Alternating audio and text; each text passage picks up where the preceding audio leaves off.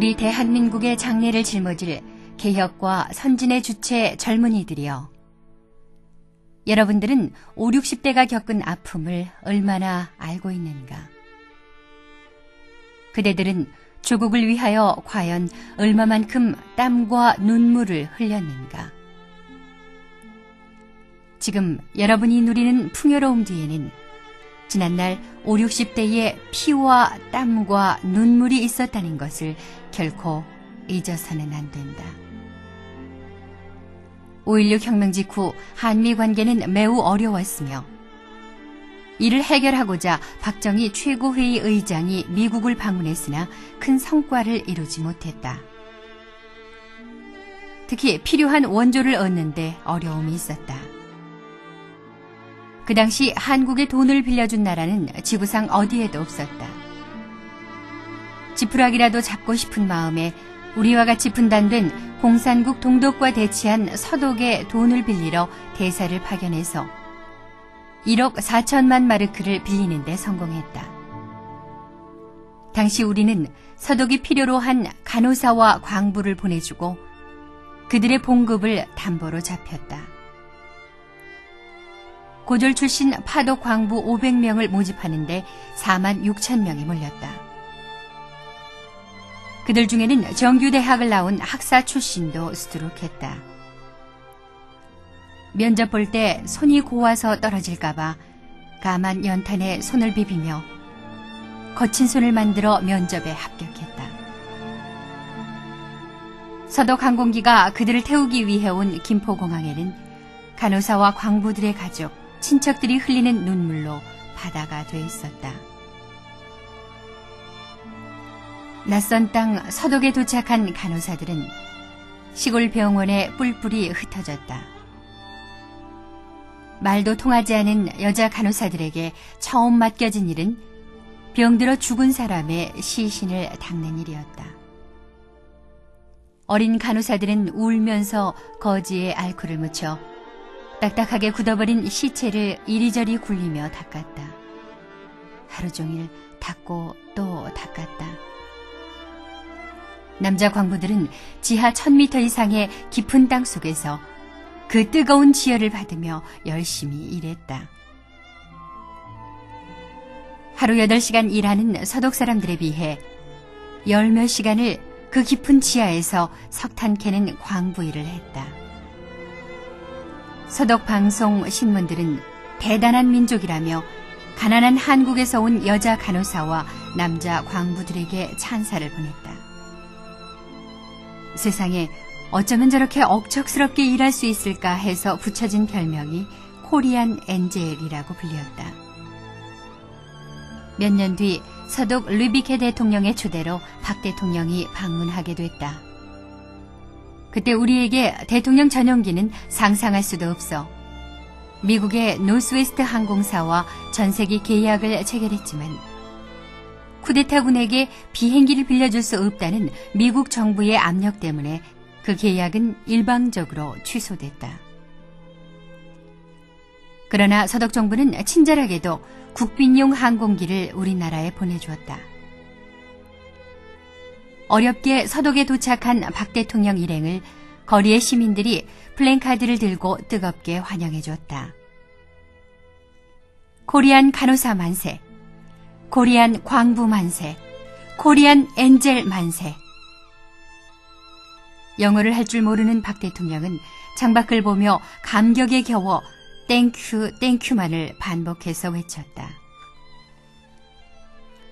서독에 도착한 박 대통령 일행은 리브케 대통령과 함께 광부들을 위로 격려하기 위해 탄광에 갔다.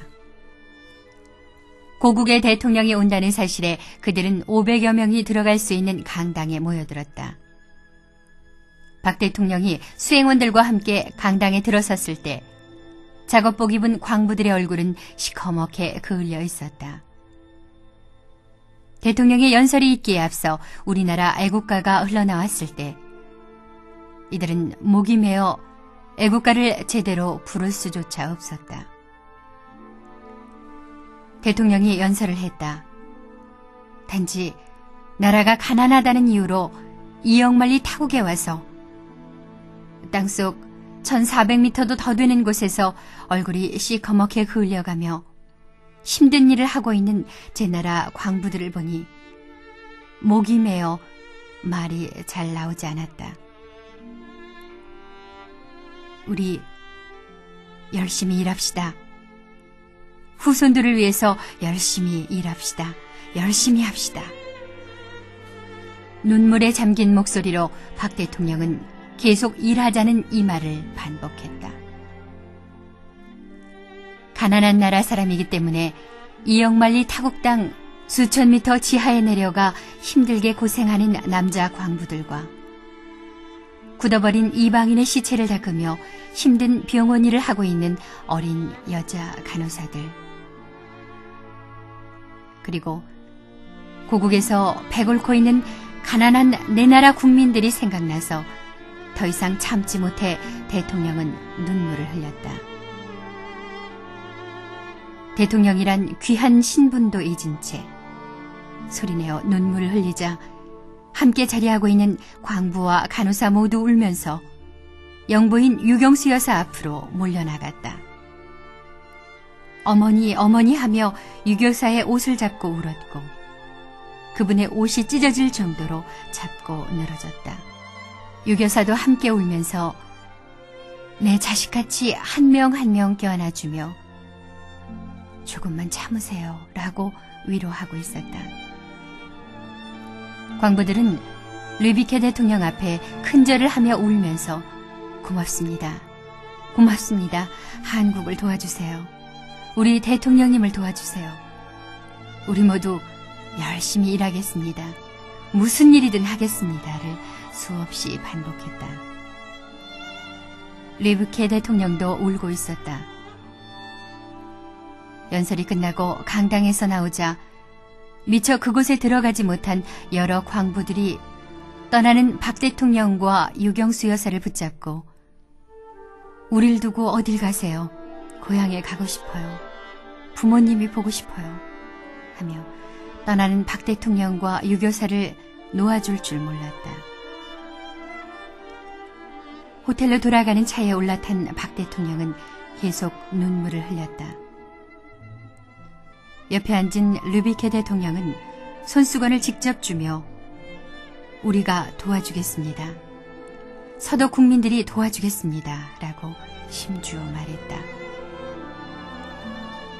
서독 국회에서 연설하는 자리에서 박 대통령은 돈 좀 빌려주세요. 한국에 돈 좀 빌려주세요.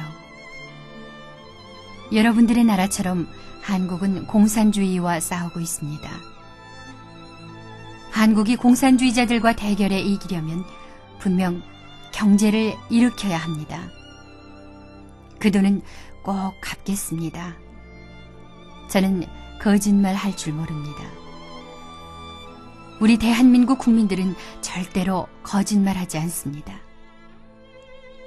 공산주의자들을 이길 수 있도록 돈 좀 빌려주세요를 반복해서 말했다.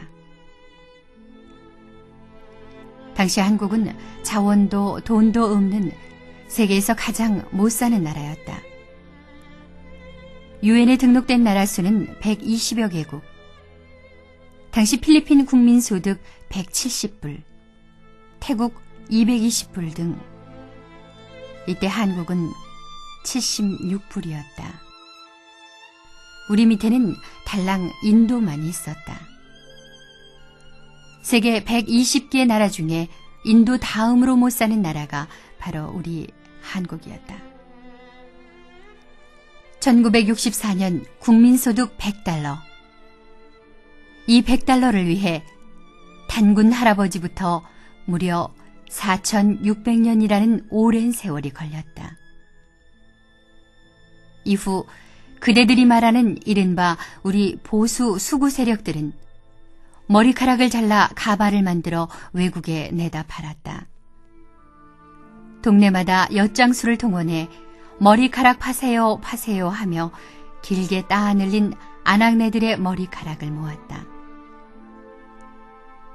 시골에 나이 드신 분들은 서울 간 아들놈 학비 보태주려 머리카락을 잘랐고 먹고 살 쌀을 사기 위해 머리카락을 잘랐다. 그래서 한국의 가발 산업은 발전하게 됐던 것이다. 또한 싸구려 플라스틱으로 예쁜 꽃을 만들어 외국에 팔았다. 곰인형을 만들어 외국에 팔았다. 전국에 쥐잡기 운동을 벌였다. 쥐털로 일명 코리안 밍크를 만들어 외국에 팔았다. 돈 되는 것은 무엇이든지 다 만들어 외국에 팔았다. 이렇게 저렇게 해서 1965년 수출 1억 달러를 달성했다. 세계가 놀랐다. 저 거지들이 1억 달러를 수출해 하며 한강의 기적이라고 전 세계가 경이적인 눈빛으로 우리를 바라봤다. 조국 근대화의 정화는 서독에 파견된 간호사들과 광부들이었다. 여기에 베트남전 파병은 우리 경제 회생의 기폭제가 됐다. 참전 용사들이 흘린 피와 땀은 기폭제가 됐으며 경부 고속도로가 건설되는데 이를 바탕으로 우리 한반도의 동맥이 심차게 흐르기 시작했다. 우리가 올림픽을 개최하고 월드컵을 개최하고 세계가 우리 한국을 무시하지 못하도록 국력을 키울 수 있었던 것은 그대들이 수구 보수 세력으로 폄하하는 그때 그 광부와 간호사들, 베트남전 세대가 있었기 때문이다.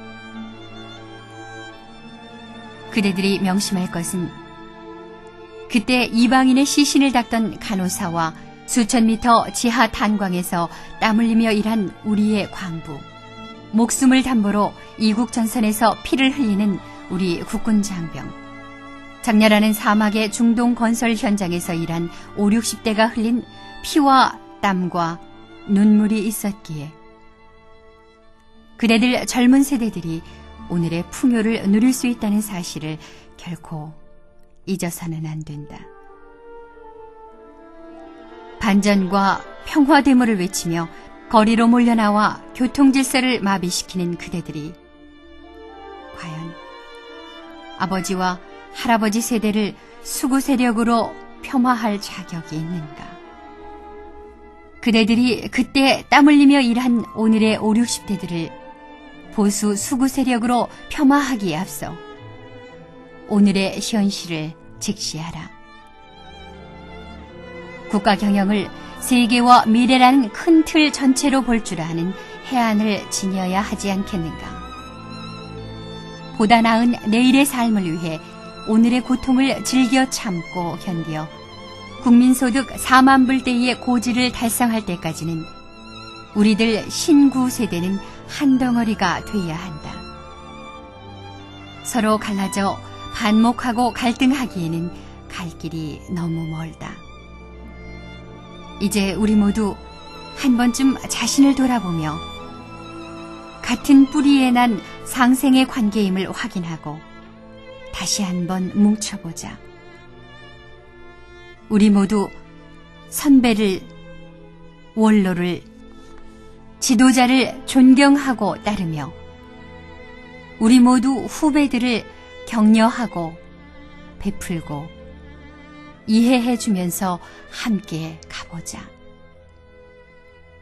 우리 대한민국의 앞날에 더욱 밝은 빛이 비추어지리니